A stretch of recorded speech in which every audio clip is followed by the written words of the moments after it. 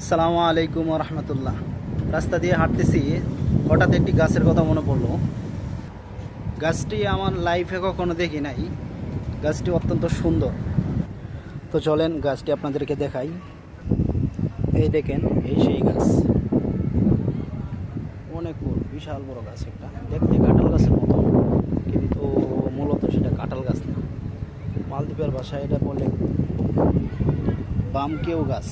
বামকেও গাছ বামকেও গাছ বলার কারণ হইতেছে, এই যে কাঁঠালের মতন ফলটি দেখতেছেন না, এই যে দেখেন, এই ফলটি কিন্তু কাঁঠালের মতন দেখতে, কিন্তু কাঁঠাল না। এই দেশে বলে বামকেও। তো বামকেও তো এই ফলের নাম, আর গাছ হচ্ছে বামকেও গাছ। এভাবেই হচ্ছে নামকরণ, বামকেও গাছ।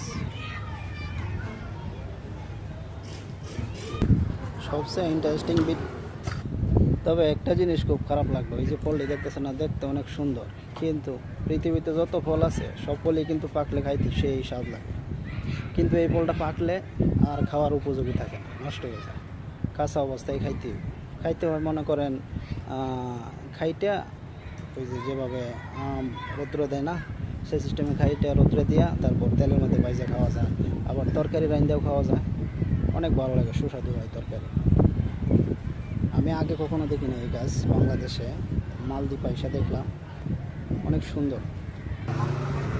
আর এই গাছটার নাম আমার জানা নাই, আপনাদের কারো জানা থাকলে কমেন্ট বক্সে বলে যাবেন।